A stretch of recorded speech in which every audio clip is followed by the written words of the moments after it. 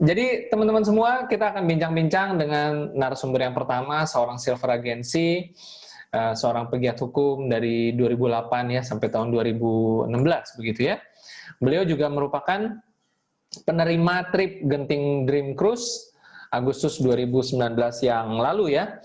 Dan bergabung di 3i pada bulan Juli 2016 dan saat ini bertinggal di Kota Bogor. Ya, langsung saja kita ngobrol-ngobrol, kita panggil Pak Henry Evan, seorang sarjana hukum. Selamat sore Pak Henry. Sore, Bang. Oke, Pak Henry. Sudah siap Pak kita ngobrol-ngobrol santai nih Pak? Siap selalu Pak Bran, siap selalu. Oke, Pak, kayaknya biar seru dan menarik, sore ini kita pertanyaan agak bebas sedikit gimana Pak? Siap? Boleh, Bang. Pak Henry, biasanya yang menonton acara 3i Live Channel kebanyakan adalah anggota baru atau mereka yang memang sedang membangun bisnis ini begitu ya. Mungkin belum mencapai posisi tim agensi. Atau mungkin saya juga pengen cek deh ya, bagi teman-teman yang menonton acara sore hari ini yang baru join 1 bulan, 2 bulan, ada nggak? Kalau ada, pengen tahu dong. Info ya di chatroom. Berapa banyak sih yang nonton 3i Live Channel ini baru bergabung di 3i itu baru 1 bulan, 2 bulan. Nanti kita lihat nih Pak Henry, seperti apa sih karakternya yang nonton gitu ya. Atau kalau memang teman-teman semuanya boleh isi juga udah join di 3i berapa lama. Biar kita tahu ya. Nah, jadi kita tahu nih audiensnya seperti apa. Nah Pak Henry Evan, sebelumnya mungkin cerita sedikit deh latar belakangnya, kesibukannya, karena banyak juga yang belum terlalu kenal ya. Tuh ada yang 2 bulan, ada yang 16 bulan tuh. Kira-kira boleh nggak diceritakan sedikit saja latar belakang dari Pak Henry Evan sebelum kenal 3i supaya audiens kenal Pak Henry Evan juga nih. Silakan Pak Henry. Ya, makasih Pak Bran. Assalamualaikum warahmatullahi wabarakatuh. Salam sejahtera buat kita semua. Apa kabar? Semua 3i Network Indonesia. Salam luar biasa. Kita sehat selalu ya. Nah, latar belakang saya sebelum bergabung di 3i itu seperti biasa saya aktif di profesi saya. Terakhir itu kita di 2016 hampir bulan Juli Agustus lah waktu saya baru join ya. Masih nyambi part time di 3i, tapi waktu itu 3i-nya belum serius-serius banget, belum dapat kliknya banget. Nah, tapi setelah saya berjalan pelan-pelan fokus itu terpindah ke 3i Network karena memang saya melihat ada kenikmatan tersendiri di 3i Network. Bagaimana di sini kita tidak hanya semata-mata mewujudkan impian kita, tapi di sini juga ada pengembangan diri dan merubah karakter. Saya jujur Pak Pran, dulu orangnya karakter sombong banget Pak Pran. Saya kalau bicara sama orang milih-milih. Tapi hari ini mau siapa? Mau tukang sapu, tukang pedagang, asal punya KTP aja saja ngobrol itu. Nah, artinya 3i Network itu bagus banget. Artinya yang merubah karakter saya mungkin sedikit sombong dulunya, mungkin milih-milih teman. Memang dulu di profesi itu memang kita seperti itu ya, membangun pride personality kita tidak boleh bergaul dengan sembarang orang, harus betul-betul memposisikan diri kita di komunitas-komunitas yang sesuai dengan passion kita waktu itu. Dan hari ini saya merasakan perubahan luar biasa, mungkin saya katakan perubahan itu 360% Pak Fran. Artinya saya lahir sebagai Henry yang baru di 3i Network, di mana Henry yang lama sudah saya tinggalkan gitu Pak Fran. Begitu Pak Fran. Oke. Ya, jadi teman-teman tadi sudah dengar ya latar belakang dari Pak Henry Evan ya. Dan baru saja kita lihat Pak Henry Evan nih chatroom. Jadi betul banget nih Pak Henry, banyak banget ternyata memang yang mereka yang masih baru bergabung di 3i nih Pak Henry Evan ya. Jadi banyak yang belum kenal Pak Henry sebelumnya apa pekerjaannya dan sekarang udah kenal ya. Nah, biasanya ada pertanyaan-pertanyaan yang sering ditanyakan nih. Kenapa sih memilih 3i Pak Henry? Kan banyak sekali peluang bisnis di luar sana, banyak pilihan ragam pekerjaan di luar sana, profesi termasuk ya mungkin bisa melanjutkan aktivitas sebagai pegiat hukum begitu ya. Orang-orang penasaran tentunya ya, karena mereka juga kan mungkin mau closing orang gitu. Kenapa 3i ini? Kalau Pak Henry, ini jawaban subjektif ya, tiap orang memang beda-beda. Tapi kalau Pak Henry kira-kira apa? Kenapa 3i bukan yang lain? Kalau ada pertanyaan itu, Pak Henry jawabnya bagaimana, Pak? Nah, kalau jawaban saya malah akan menjawab secara data, Pak Fran. Karena memang saya dulu basicnya di in-house lawyer, artinya kita harus tahu dulu standar salary di Indonesia. Rata-rata salary Indonesia itu kalau kita lihat perusahaan asing di kelas CEO-nya aja itu penghasilannya di antara 70 sampai 80 juta. Itu CEO ya, yang nggak pernah pulang ke rumah, meeting terus. Ya, yang tertinggi itu penghasilannya adalah direksi BUMN, direktur BUMN di Indonesia itu. Nah, artinya apa? Kita kenali diri kita. Untuk berpenghasilan seperti itu, artinya ya jauh sekali. Minimal saya harus lulusan luar negeri, saya harus punya pengalaman yang begitu panjang, kan begitu, pengalaman yang begitu banyak, kan begitu. Nah, di situ saya melihatnya ini butuh trek panjang, bukan tidak mungkin, tidak ada hidup ini tidak mungkin, kan begitu. Tapi bagaimana kita melakukan percepatan waktu itu, saya melihat 3M menjadi sebuah solusi. Kalau tempoh hari teman-teman lihat presentasinya Pak Afiral dengan penghasilan lebih kurang di antara 300 juta, saya kira itu sudah di atas penghasilan di root BUMN di Indonesia, teman-teman. Artinya, Trade Network adalah menjadi sebuah kendaraan yang tepat, makanya saya yakin, karena saya punya impian, saya punya milik keyakinan, maka saya pilihlah Trade Network sebagai kendaraan untuk mewujudkan impian saya lebih cepat terwujud, Pak Pran. Oke. Itu datanya, Pak Pran. Baik. Kita bisa data selalu pekerjaan yang ada di luar sana. Ya, jadi Pak Henry itu melihat hasil dan prosesnya ya, bahwa hasil 3i ini fantastis dan prosesnya juga nggak selama kayak orang di luaran gitu ya, kalau mau suksesnya ya. Betul, Pak. Oke, Pak Henry, dengan latar belakang sarjana hukum, kesulitan nggak sih untuk beradaptasi gitu ya? Karena kan biasanya kan untuk memulai sesuatu yang baru, karena di sini juga saya lihat ada yang baru jalan beberapa bulan, ada yang sudah lama tapi baru mulai jalankan bisnis. Bagaimana sih beradaptasi untuk kita bisa beradaptasi di bisnis ini? Kalau Pak Henry bagaimana? Apa yang sebenarnya harus dipersiapkan sih untuk kita bisa menjalani bisnis ini? Seperti itu. Kalau Pak Henry gimana kira-kira? Sulit nggak adaptasinya? Atau bagaimana, apa yang Pak Henry lakukan untuk bisa beradaptasi dengan bisnis ini dan menjalankannya itu bagaimana? Ya, memang pertama kalau bicara adaptasi, saya di awal mengalami kesulitan di situ. Kalau saya ceritakan tadi, saya punya karakter itu yang tadi saya ceritakan. Bagaimana di Trade Network ini kita harus low profile, kita harus humble, kita harus ramah senyum, kan gitu. Nah, itu berbanding terbalik dengan karakter saya waktu itu. Artinya kesimpulannya adalah bagaimana kita memulai bisnis seperti Pak Pran tanyakan tadi adalah musuh terbesarnya diri kita sendiri sebenarnya. Mau nggak kita mengosongkan gelas kita? Mau nggak kita beradaptasi dengan sebuah hal yang baru? Nah, itu yang agak berat saya waktu itu di awal-awal dari Juli 2016 itu saya belum menemukan gestur bisnis ini seperti apa. Saya belum menemukan chemistry-nya seperti apa. Nah, chemistry itu baru saya ketemukan ketika Januari 2017. Nah, makanya saya selalu mengatakan pada mitra-mitra saya hadir di Trade Network itu sesungguhnya Januari 2017.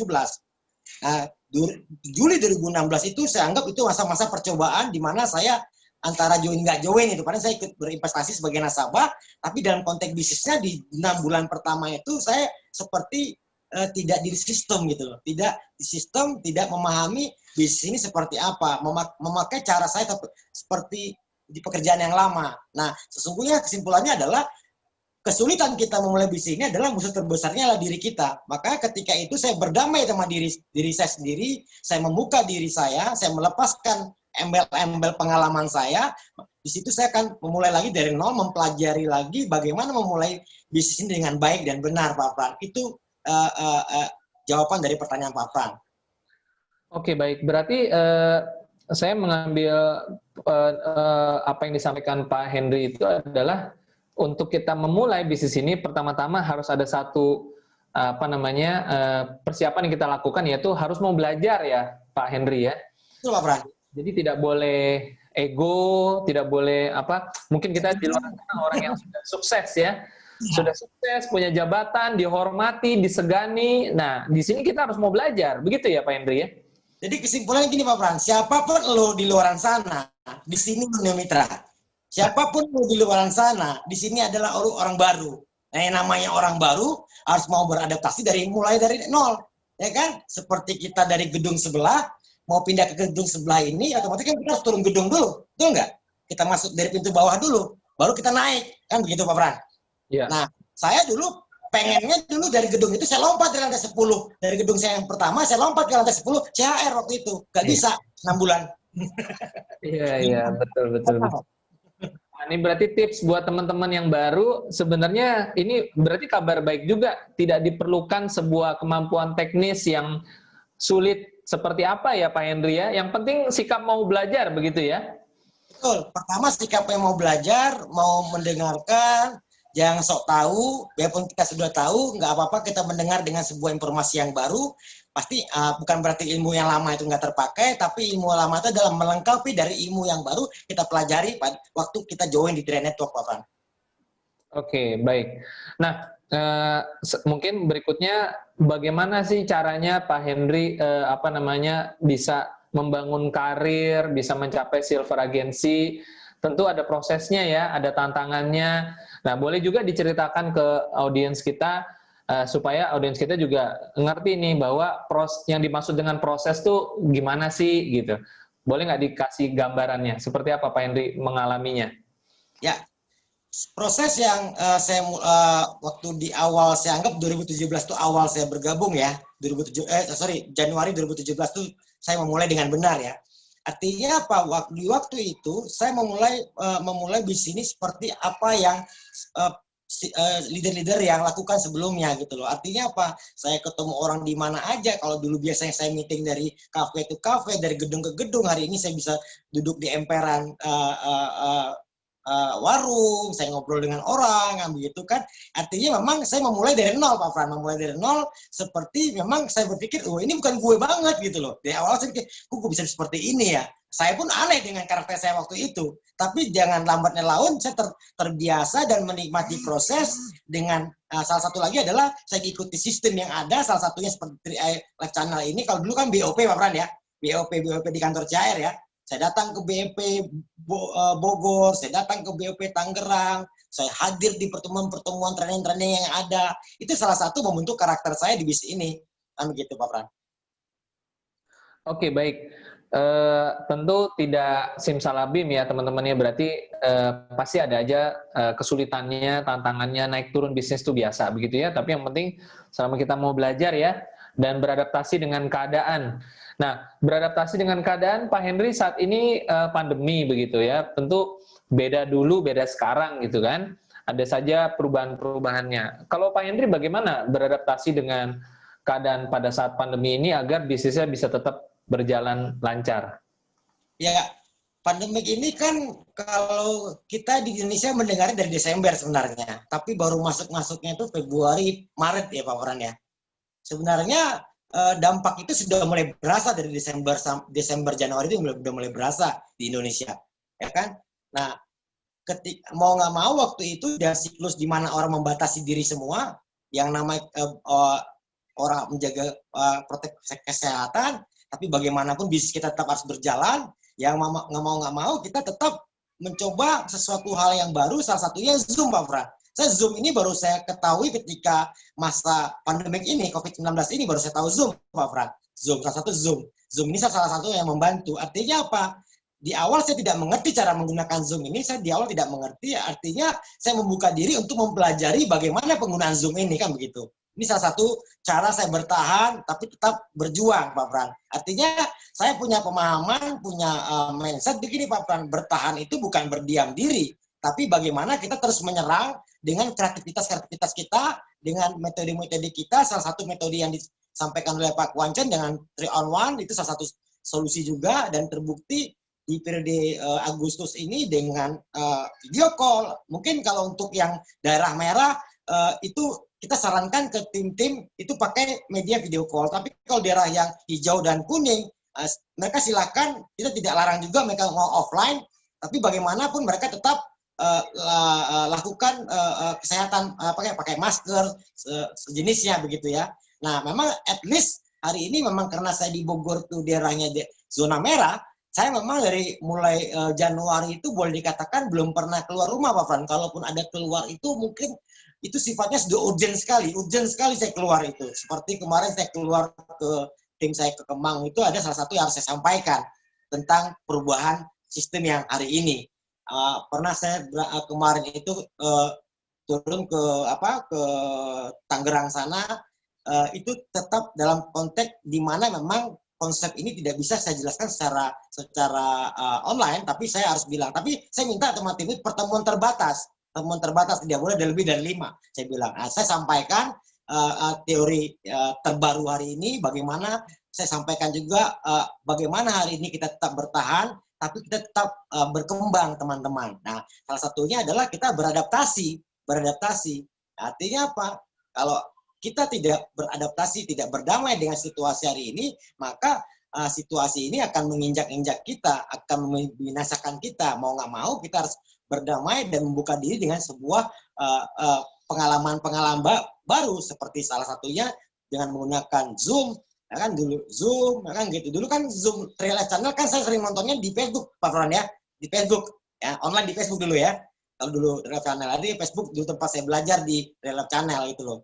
Nah, ini salah satu bagaimana kita tidak boleh diam dan kita terlalu bergerak. Bagaimana dengan cara video call, tidak bisa video call sinyal jelek, kita pakai telepon biasa. Ya, yang penting kita tetap yakin, tetap punya semangat untuk bertumbuh, semangat untuk sukses. Nah, itu modal di mana kreativitas itu akan muncul sendirinya, Pak Fran. Memang at least saya kalau untuk bisnisnya memang 90% saya lakukan dari rumah, Pak Fran. Oke, baik. Dan memang kita jangan mau kalah dengan keadaan ya. Seorang pebisnis tentunya ketemu tantangan, ketemu halangan itu udah hal biasa. Bisnis apapun begitu, Pak Henry ya. Dengan situasi seperti ini ya karakter kita jadi diuji ya. Jangan mau kalah dengan keadaan. Oke.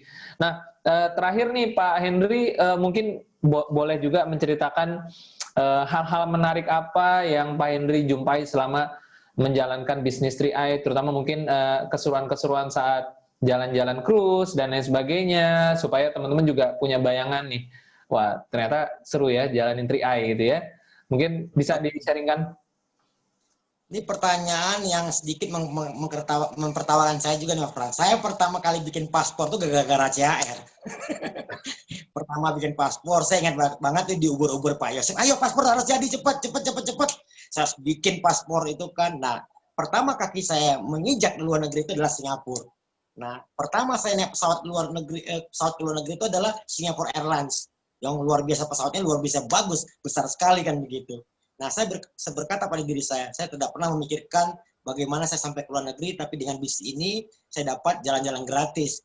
Tidak hanya itu, dari Singapura kita dinaikkan lagi kapal pesiar, kapal yang gede banget, segede pulau, Pak Fran. Di dalamnya ada semua, ada lapangan futsalnya, ada kolam renangnya, ada teaternya, ada bioskopnya, aduh macam-macam lah, enak Pak Fran. Nah itu pertama dari kesenangan pribadi yang saya dapat. Yang kedua, saya bisa mewujudkan impian-impian saya yang dulunya saya tidak pernah berani Pak Fran. Dulu kan waktu saya bekerja itu Pak Fran, karena waktu itu saya bekerja ikut dengan orang, ya kan, saya tidak berani beli mobil baru Pak Fran. Kenapa? Takut tidak punya keberanian untuk membayarnya Pak Fran. Betul nggak Pak Fran? Nah di 3i Network pernah kejadian waktu itu saya berpapasan dengan mobil bagus. Saya harus buka kaca saya, tarik spion saya, itu orang cuma kaca tertutup, spion tutup sendiri Pak Fran. Kurang ajar, bagus banget tuh mobil, saya bilang kan. Jadi artinya impian itu terbentuk Pak Fran. Akhirnya waktu itu saya pengennya beli Fortuner, tapi ternyata yang bisa saya wujudkan adalah seperti mobil di gambar ini. Saya wujudkan mobil buat istri saya dulu, sebuah Honda Jazz dengan plat B350 dan nama istri saya Ana. Nah kemudian itu teknik saya supaya nanti ketika saya beli Fortuner istri saya nggak ngambek kan gitu, karena Fortuner lebih mahal kan. Kan itu teknik Pak Farhan kan. Nah, artinya ini salah satu kesenangan pribadi saya. Nah sedangkan kesenangan saya secara tim, saya senang melihat tim saya bisa mewujudkan impiannya yang mungkin selama ini dia tidak pernah terpikirkan untuk beli kendaraan, tidak pernah terpikirkan dia punya penghasilan tambahan, hari ini dia punya Pak Farhan. Nah di mana dia kehidupannya yang dulu biasa-biasa aja dan hari ini kehidupannya perlahan-lahan berubah Pak Pran. Dan banyak orang-orang di bawah saya yang berpenghasilan seperti saya juga, ya kan? Artinya itu sebuah bahagian tersendiri buat saya ketika saya bisa mewujudkan impian saya dan bisa mewujudkan impian-impian orang di tim saya bisa seperti saya juga. Mudah-mudahan saya akan berusaha terus, Pak Fran, bagaimana tim-tim saya maju bersama, sukses bersama. Pastinya sukses bersama itu bisa terjadi ketika kita berjuang bersama, Pak Fran. Itu jawabannya, Pak Fran. Baik ya, jadi ada prosesnya, ada tantangannya, dan saya ingat banget di kesempatan yang sebelumnya Pak Evan cerita bagaimana sempat turun, ya kan, lalu bisa naik lagi posisi, ya perjuangannya luar biasa ya, dan serangkaian hal-hal menarik yang tadi teman-teman sudah dengar langsung dari Pak Henry Evan ya, mengenai keseruan di Business 3i. Baik, mungkin Pak Henry sebelum kita tutup ada closing statement yang akan disampaikan? Oke, baik Pak Fran. Oke, teman-teman, 3i Network Indonesia yakini bahwasanya CHR ini adalah kapal besar, kapal yang bisa mengantarkan kita ke impian kita masing-masing. Selama keyakinan itu kita jaga, pastinya semangat itu pasti tetap membara.